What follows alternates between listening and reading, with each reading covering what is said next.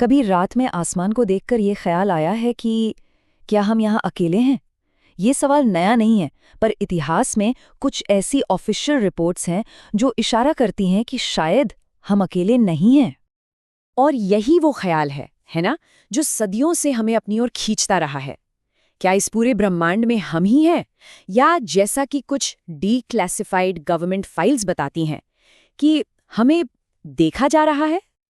अब देखिए, जो बात इसे वाकई दिलचस्प बनाती है वो ये है कि ये सिर्फ सुनी सुनाई बातें या कहानियां नहीं हैं। इनमें से कई, बल्कि ज्यादातर अकाउंट्स सीधी ऑफिशियल फाइल्स से आते हैं। वो फाइलें जिन्हें दशकों तक ताले में बंद रखा गया था, और अब वो हमें अननोन के साथ हुई कुछ सबसे चौंकाने वाली इनकाउंटर्स की एक झलक दे रही हैं। तो हमारी ये पड़ताल भी वहीं से शुरू होती है जहां से ज्यादातर ये कहानियां शुरू होती हैं, ऊपर आसमान में। वो जगह जहां पहली बार ये सवाल उठा कि आखिर वो है क्या। और ये जो पहली साइटिंग्स होती है ना, वो अक्सर किसी आम इंसान की नहीं होती।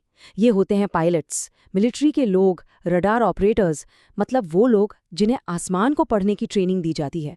और जब वही लोग कुछ ऐसा देखते हैं जिसे वो खुद नहीं समझा पाते, तो बात गंभीर हो जाती है। तो चलिए सीधे उन रिपोर्ट्स पर चलते हैं जिन्होंने सरकारों और वैज्ञानिकों दोनों को ही परेशान कर रखा है। ये हैं वो अनआइडेंटिफाइड एरियल फिनोमेना जिन्हें ट्रेन्ड ऑब्जर्वर्स ने देखा है।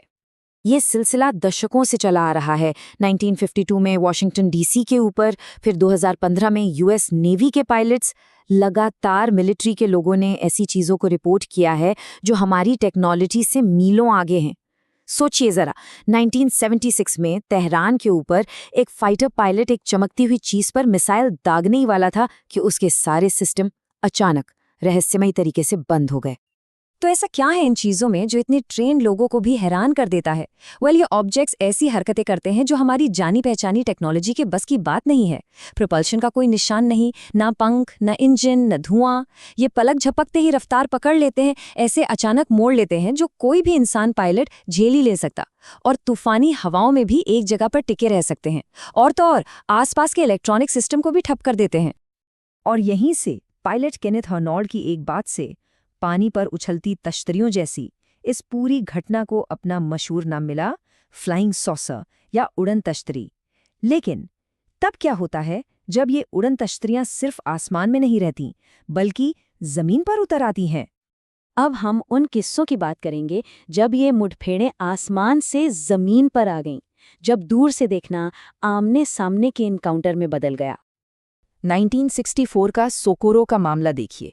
एक पुलिस ऑफिसर लोनी जमोरा एक तेज आवाज और चमक की जांच करने पहुंचते हैं, और उन्हें क्या मिलता है? एक अंडे के आकार का मेटल का क्राफ्ट और उसके पास दो छोटे छोटे जीव। और जैसे ही वो क्राफ्ट उड़कर गया, अपने पीछे सबूत छोड़ गया, जमीन पर गहरे निशान और जली हुई झाड़ियां। ये सिर्फ एक कहानी नहीं थी, वहां फिजिकल एविडेंस था। और ये कोई इकलौता मामला नहीं था। 1994 में जिम्बाब्वे में 60 से ज़्यादा स्कूली बच्चों ने एक साथ एक क्राफ्ट को उतरते देखा, और उसके साथ बड़ी बड़ी आंखों वाले बींग्स भी। बच्चों का कहना था कि उन्हें एक मैसेज मिला टेलीपैथिकली, मतलब बिना बोले सीधे दिमाग में, हमारे प्लैनेट के भविष्य के बारे में। या फिर 1980 में ब्रिटेन का मामला, जहां अमेरिकी सैनिकों ने एक तिकोने क्राफ्ट को छुआ तक, और अगले दिन वहां रेडिएशन का लेवल खतरनाक रूप से बढ़ा हुआ था। अब यहां से ये घटना और भी ज्यादा पर्सनल और डरावनी हो जाती है। अब हम उन रिपोर्ट्स की बात करेंगे जहां लोगों ने दावा किया कि उन्होंने सिर्फ देखा नहीं, बल्कि उन्हें ले जाया गया था। 5 दिन। बस ये नंबर याद रखिए।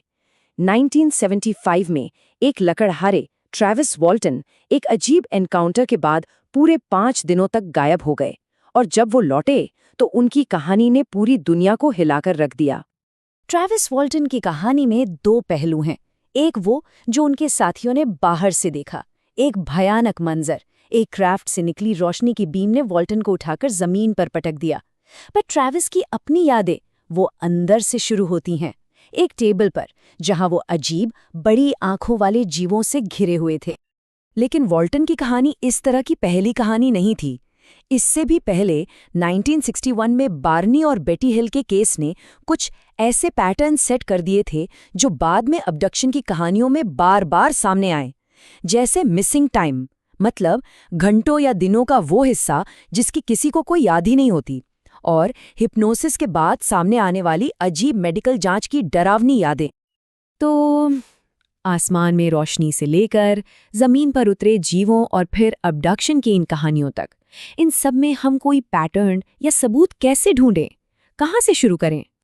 पूरी दुनिया से आई रिपोर्ट्स में कुछ डिस्क्रिप्शंस बार बार आते हैं। एक है द ग्रेज, छोटा कद, बड़ा सिर और बड़ी बड़ी काली आंखें, जैसे रॉसवेल और ट्रेविस वॉल्टन के केस में बताए गए।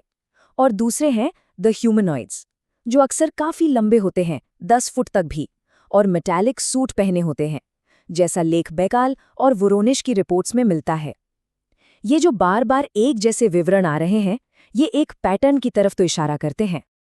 और ये सिर्फ गवाहों की बातों पर ही खत्म नहीं होता, फिजिकल एविडेंस की भी लगातार तलाश जारी है। जैसे ब्राजील में एक क्रैश साइट पर मिले प्योर मैग्नीशियम के टुकड़े, जो कि बहुत अनयूजुअल हैं, या फिर लैंडिंग साइट्स पर छोड़े गए अजीब निशान और बढ़ा हुआ रेडिएशन। ये सब एक पहेली के टुकड़े हैं जिन्हें इन्वेस्टिगेटर्स जोड़ने में लगे हैं। और इन फिजिकल टुकड़ों से एक और बड़ा सवाल उठता है, क्या हमारी मॉडर्न टेक्नोलॉजी में जो कुछ बड़े लीप्स आए हैं, वो इन मिस्टीरियस क्राफ्ट्स की रिवर्स इंजीनियरिंग का नतीजा हो सकते हैं? चलिए टेक्नोलॉजी को एक तरफ रखते हैं, क्या हम खुद तैयार हैं? क्या एक सोसाइटी के तौर पर हम ऐसी किसी खोज के साइकोलॉजिकल और सोशल असर को झेलने के लिए तैयार हैं? और आखिर में सबसे बड़ा सवाल यही है, अगर इन हजारों कहानियों में जरा सी भी सच्चाई है, तो क्या हमारा समाज उस सच का सामना कर पाएगा? ये वो सवाल है जिसका जवाब शायद हमें बहुत जल्द देना पड़ सकता है।